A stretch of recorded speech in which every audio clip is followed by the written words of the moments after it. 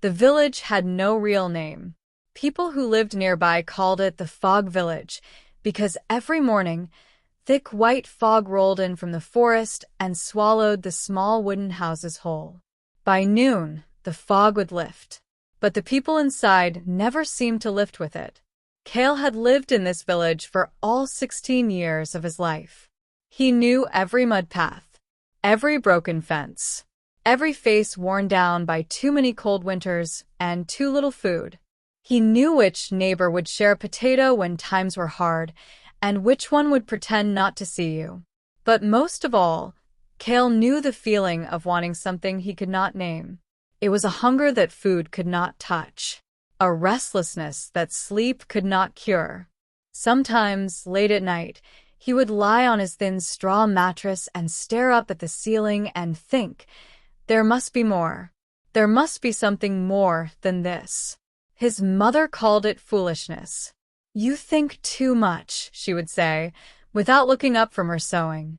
Thinking doesn't fill a bowl. Work does. She was not a cruel woman. She was simply tired, like everyone in the village. Tired in the bones. Tired in the eyes. Tired in that deep, quiet way that comes from a life spent hoping for small things, just enough rain, just enough harvest, just enough to make it to next year. Cael's father had died when he was 7. A fever, common enough in a place like this, where the healers were old women with dried herbs and no real training. A real healer, a trained one with proper medicine, lived in the city. But the city was far, and cities cost money they did not have. So his father had died, and life had continued, because in the Fog Village, life always continued. It had no choice. Cael worked in the fields with the other boys. He was good at it, in the way that a person becomes good at something they do every day. His hands were calloused. His back was strong. He could pull weeds for hours without complaint. But his eyes always wandered. They wandered to the tree-line at the edge of the village, where the dark forest began. They wandered to the sky, where birds flew in formations he tried to understand. They wandered to the old man Cael, the village elder. Whenever Cael told stories about the world outside, about great stone cities, about roads that never ended, about people who wore silk and read books thick as bricks. Books. Cael had never owned a book. The village had no school. The nearest town had one, but it was a day's walk away, and there was always work to do. Always. He had learned to read from scraps, an old torn page he found behind the mill, a water-stained notice that had once been posted on the road. He had taught himself, slowly, painfully, the way a person teaches themselves anything without a teacher. Through mistakes. Through stubborn repetition. Through refusing to give up. The other boys did not understand this about him. "What's the point?" said Bren one afternoon, watching Cael trace letters in the dirt with a stick. Bren was 15, broad-shouldered, already thinking about which girl he might marry. "You gonna read your way out of the fields?" The other boys laughed. Cael said nothing. He kept drawing his letters. But inside, quietly, he thought, maybe I will. It was a market day when everything changed. Twice a year, traveling merchants came through the village. They brought salt, cloth, simple tools, and sometimes stranger things. Old trinkets, carved wooden figures, bottles of colored glass that caught the light and made children stop and stare. Cael never had money to buy anything. He came to look. He moved between the carts slowly, taking in everything. A merchant with sun-darkened skin was selling dried spices in small cloth bags. Another had rolls of rough linen piled high. A third, older, quieter, with sharp eyes that watched the crowd too carefully, had a cart filled with odds and ends. Broken jewelry, chipped cups, old tools with cracked handles, and at the bottom of a wooden crate, half buried under a torn leather satchel, a book. It was not a beautiful book. The cover was dark, almost black, and the leather was cracked with age. The edges of the pages were brown and soft, like dried leaves. There was no title on the cover, no author, just a symbol, a circle with a line through it, burned into the leather. Cael reached for it without thinking. The moment his fingers touched the cover, he felt something. Not pain, not warmth exactly, more like a vibration. A low, deep hum, like a bell struck far away, felt more than heard. He pulled his hand back. The old merchant was watching him. "Careful," the man said. His voice was low and careful. "That one is not for children." "What is it?" Cael asked. The merchant looked at him for a long moment. Then he looked away, scanning the crowd. When he looked back, his expression had changed, less careful, more tired. "Something I should not have," the man said quietly. "And something I would very much like to no longer carry." He paused. "Do you have anything to trade?" Cael had nothing. He was about to say so when his hand found, at the bottom of his pocket, the one small thing he had carried for years without thinking, a smooth river stone, pale blue, the last thing his father had given him before the fever took him. He held it up. The merchant looked at the stone, then at Cael. A long, unreadable look. "Done," the merchant said. That night, Cael hid the book under the loose board beneath his bed. He did not open it right away. Something about it made his chest feel tight, not with fear exactly, with the feeling that comes before fear. The feeling of standing at the edge of something very high before you decide whether to jump. He lay awake for a long time. In the fog village, magic was not spoken about kindly. People here were practical, suspicious.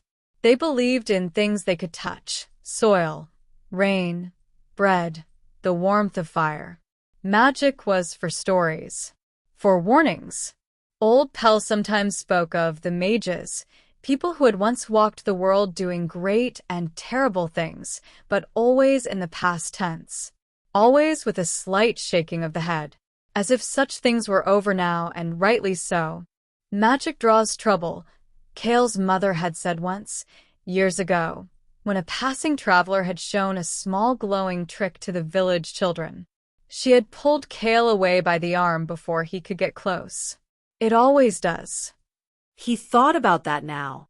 The book under the floor, the strange hum when he touched it. He thought about the feeling that had lived in his chest his whole life, that reaching, nameless hunger. Then he stopped thinking. He got up. He reached under the floorboard. He took out the book, and by the light of a single small candle, he opened the first page. The writing inside was unlike anything he had seen before. At first, it seemed like a language he could not read, curling, unfamiliar shapes. But as he stared, something strange happened. Slowly, like fog lifting, the shapes began to look familiar. Then readable. Then clear. He did not understand how. He only knew that he could read it. At the top of the first page, in careful, elegant letters, were 3 words. "For the worthy." Below that, a sentence.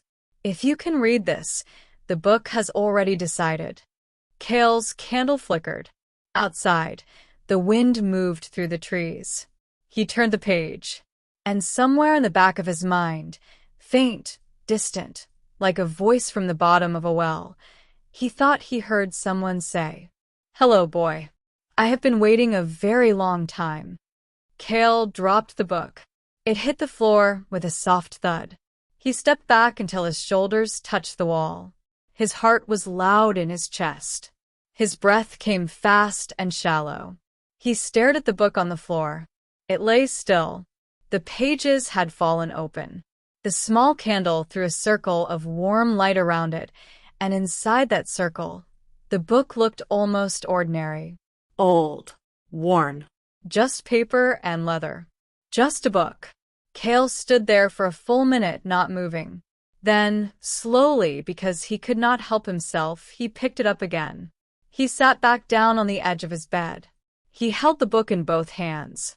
He looked at the open page. "Hello," he said. Very quietly, almost a whisper.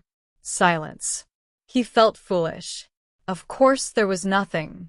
Of course it had been the wind, or his own tired imagination, or the particular way that fear can make a person hear things. He looked back at the page. New words had appeared, not the curling script from before. These were plain and simple, written in a hand that was sharp and direct, like the writer had no time for beauty. You are not imagining things. I am real. My name is Eden. I was a mage. Now I am less than that, more than nothing. I exist inside this book, which is the last place I had time to put myself before the end. I do not know how long I have been here. Time is strange when you have no body. Who are you? And where are we? Cael stared at the words for a long time. Then, carefully, he turned to a blank page near the back of the book. He found a stick of charcoal he used for marking sacks at the mill. And he wrote, in his rough, self-taught letters, My name is Cael. I live in a small village at the edge of a forest. I don't know its real name. Nobody does. He waited. New words appeared on the page beside his. A village with no name. That tells me something. We are far from any center of power. Good. That may be the only reason you are still alive after touching this book. Tell me, Cael with no family name, why did you open me? Cael thought about this. Then he wrote, I don't know. I wanted to. A pause. Then, that is the most honest answer I have received in 400 years. You will do. Over the following days, Cael developed a careful routine. During the day, he worked. He carried water. He pulled weeds. He helped his mother repair the roof where the rain came through. He was present and quiet and gave no one any reason to look at him too closely. At night, by candlelight, he talked to Eden. It was the strangest education Cael had ever received, which was easy, since it was the only education he had ever received. Eden was not a warm teacher. He was precise, impatient with vague questions.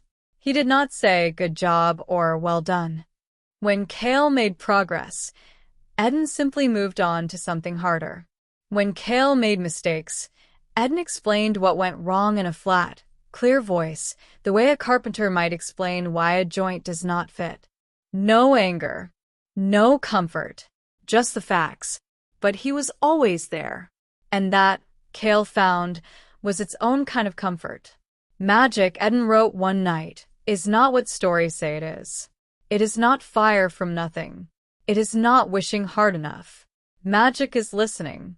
The world is full of energy that most people never notice. In the ground, in the air, in living things. A mage learns to hear it, then to touch it, then very carefully to move it. The first skill is not casting. The first skill is stillness. Can you be still, Cael? Cael wrote back, I can try. Then try. Every night before we speak, sit for 10 minutes. No candle. No movement. Just listen to the room. Do this for 1 week. Then tell me what you hear. Cael did it. It was harder than it sounded. His mind was busy. It jumped from thought to thought like a nervous animal. But he sat. Every night. In the dark. Listening. By the 4th night he heard something. Not a sound exactly. More like a texture in the silence. A faint, low hum beneath everything.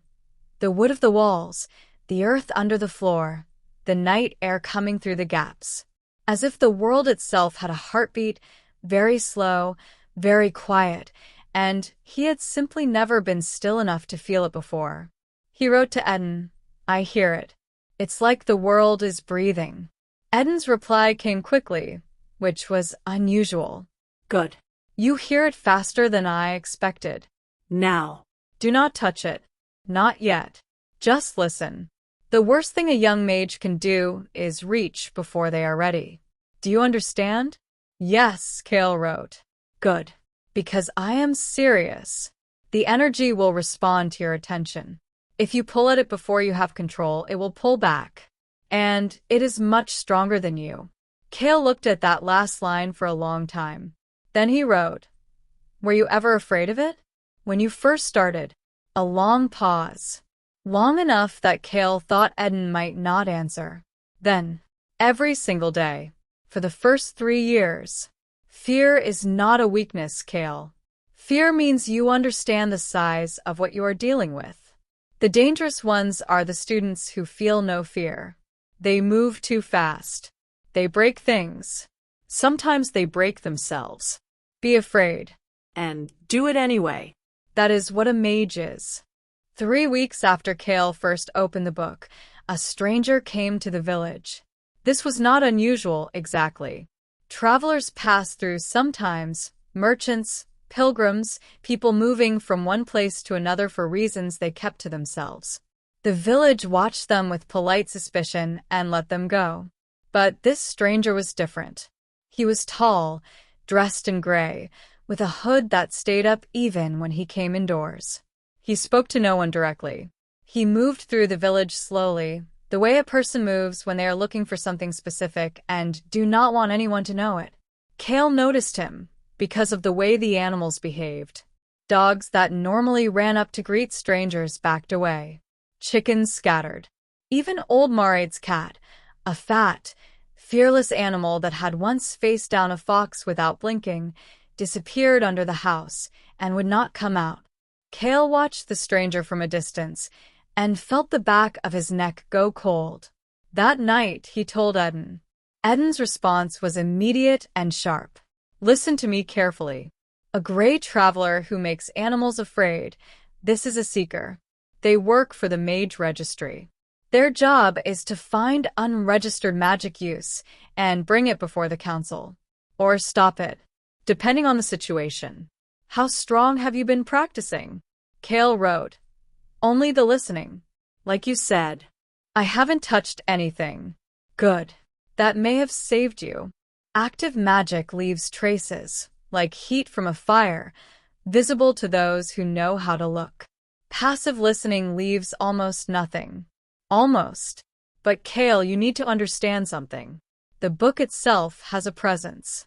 It is old and powerful, and it does not hide well. If the seeker comes close enough, he may feel it. Where do you keep it? Under the floor. In my room.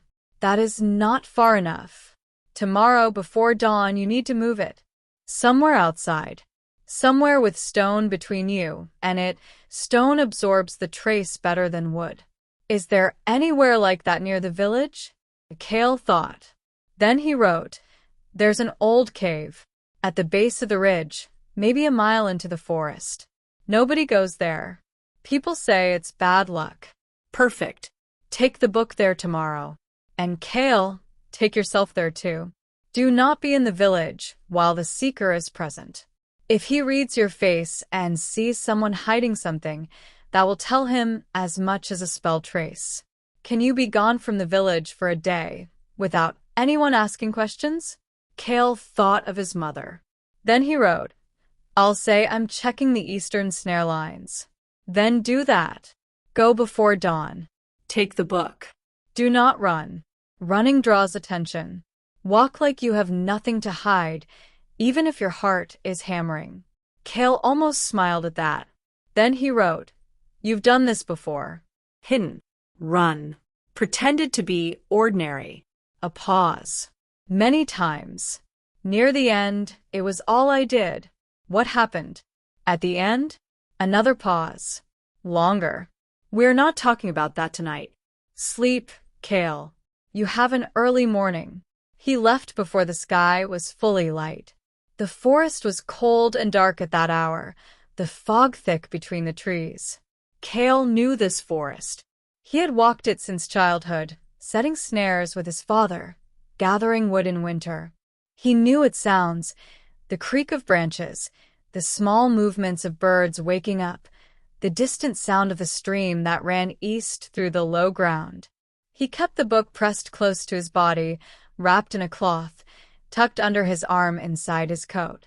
The cave entrance was easy to miss if you didn't know where to look, a gap in the rock face at the base of the ridge, hidden by hanging fern and old moss. The gap was narrow, just wide enough to squeeze through sideways. Inside, it opened up.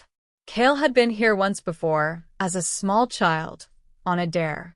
He remembered the darkness and the cold, and the way his voice sounded different in there, flatter, swallowed by the stone. He had run back out after 10 seconds. Now, he went further. He had a small lamp, a clay cup with oil and a wick, the kind used for working in dark corners. He held it up and looked around. The cave was larger than he remembered. The ceiling was high and irregular. The walls were pale gray stone, smooth in some places, rough in others. There was a smell of cold earth and something else, something old and mineral like the inside of a well. And along the far wall, in a cluster that made Cael stop walking and simply stare, carvings. Symbols cut deep into the stone. Dozens of them. Some small, some large. Some were shapes he had no name for. Others looked like letters from a language he had never seen. Except, he had seen some of them before. In the book. His hand tightened on the cloth-wrapped bundle under his arm. He stood very still in the lamplight, in the cold cave, surrounded by ancient symbols, and felt the world rearrange itself slightly around him, the way it does in those moments when you understand that the story you thought you were in is much older and much larger than you knew. He heard Eden's voice, not from the book, which was still wrapped up, but as a memory of words already read. Magic is not new, Cael. It is only hidden. The world is full of places where the old power left its marks. If you know how to look, you will find them everywhere. The question is, what will you do when you find them? He stayed in the cave. Not just that day. He came back the next day and the next. He told his mother he was doing extra work for old Cael, helping clear brush at the edge of the upper field. She did not question it. She was tired and busy and trusted Cael to handle himself. The gray stranger stayed in the village for 4 days. Then one morning he was gone. Cael did not go back to sleeping with the book under his floor. He left it in the cave, in a hollow behind one of the carved stones, and visited it each day. He had stopped thinking of the cave as a frightening place. Now it was his place, the one place in his world that was entirely his own. He told Eden about the carvings. Eden's response was the most excited Cael had ever seen from him, the words appearing faster than usual, slightly less neat. I know this place. I do not know this specific cave, but I know this type. They were made by the old mages, the ones who came before the registry, before the bloodline laws, before magic became something that required permission. They used caves like this as waypoints, as libraries, as safe houses. The symbols on the wall describe them to me. As many as you can. Cael spent an entire afternoon doing this, sketching the symbols in the back of the book as best he could, writing descriptions beside each one. Eden identified them one by one, quietly, the way a person identifies old friends in a faded photograph. That one is a stability mark. It keeps the air inside breathable for long stays. That one is a ward. It makes people feel uneasy near the entrance, keeps them from looking too closely. That is why the villagers call it bad luck. And that one, a pause. That one is a teaching mark. This cave was used to train young mages. Cael sat with that for a moment. Then he wrote, "Is that why the book brought me here? The book did not bring you anywhere. You brought yourself. But yes, I think the cave recognized what you are becoming, in whatever way old stones can recognize things. And I think it is time." Cael's hand went still over the charcoal. Time for what? Your first real spell. Not listening. Not stillness. Something that moves. Eden chose something small. A light. Nothing more than a small sustained glow, produced by gathering a tiny amount of the ambient energy in the air and holding it in a stable shape. This is the first spell most mages learn, Eden wrote, because it requires everything. Concentration. Control. the ability to hold something fragile and not grip too hard. Many students can feel the energy. Fewer can touch it. Fewer still can shape it without it slipping or flaring. But it is not dangerous. If you fail, nothing bad happens. The energy simply disperses. Are you ready? Cael sat cross-legged on the cave floor, his lamp set to the side, the book open in front of him. He wrote, "Yes." Then close your eyes. Find the hum you know how now. Let it come to you. Do not reach. Do not grab. Let it come. He closed his eyes. He had done this dozens of times now. The stillness came easier than it used to. The hum was there, as it always was, that faint vibration beneath everything, the quiet pulse of the world around him. Good, Eden wrote. Though Cael's eyes were closed and could not see it, somehow, in that strange space between the book and his mind, he heard it anyway. Now, very gently, let a small amount of it collect in the space just in front of your hands. Do not force it. Imagine you are cupping water. You are not squeezing, just holding. Cael tried. At first, nothing. The hum was there but distant, ungraspable. He breathed. He waited. He did not push. And then something shifted. It was like the moment when your eyes adjust in a dark room and shapes begin to emerge that were always there. A small gathering, a concentration, of something he had no words for, drifting toward the space between his open hands. Not because he was pulling it, because he was ready to receive it. There, Eden said, "Don't move. Just hold it." Cael held it. His hands were trembling, not from effort, from something closer to awe. Now, shape. Not a command, a suggestion. Imagine light. Small, steady. Like a coal, not a flame. Warm, not hot. Just light. Cael imagined it. And the cave changed. He felt it before he saw it. A warmth between his hands, gentle and real. Then slowly he opened his eyes. There, floating in the air between his palms, about the size of a large berry, was a light. Soft, steady, Pale gold, like early morning sun through thin clouds. It was the most ordinary-looking thing he had ever seen. It was the most extraordinary thing he had ever done. He stared at it for a long moment. His chest felt full of something he did not know the name of. Not pride exactly. Something older and quieter than pride. The light pulsed once, gently, and then dissolved. He had lost focus without realizing it, and the energy dispersed, exactly as Eden had said it would. Quietly, without drama. The cave was dark again, except for the small clay lamp. Cael sat in the darkness for a while. Then he picked up the charcoal and wrote, in letters that were slightly unsteady. "I did it." Eden's response took a moment. "You did." Then, after another pause, "Your father would have been proud. I do not know him. I do not know anything about him. But I know what it takes to do what you just did, with no training, no lineage, no one to show you the way, only your own stubborn, burning need to become more than where you were born." Yes, he would have been proud. Cael walked home through the forest as the sun was setting. The fog had come in early, soft and gray between the trees, muffling the sounds of the birds settling in for the night. He thought about the cave, about Eden, about the small gold light between his hands. He thought about the seeker in gray who had come through the village and gone away again, who would come back, perhaps, or send others.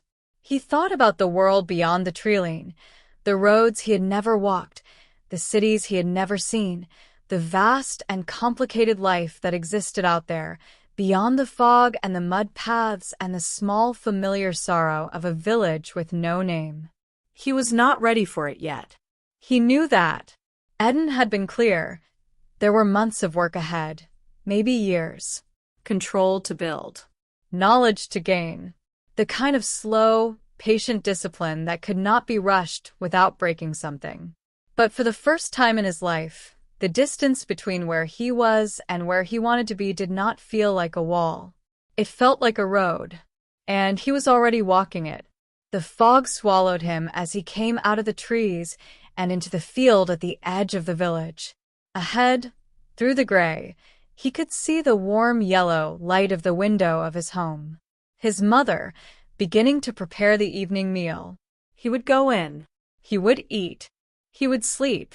And tomorrow, before dawn, he would go back to the cave. He would open the book. And he would continue. Because a boy with no name, from a village with no name, had learned the first and most important lesson of magic. The ones who tell you that you cannot, they are never the ones who decide.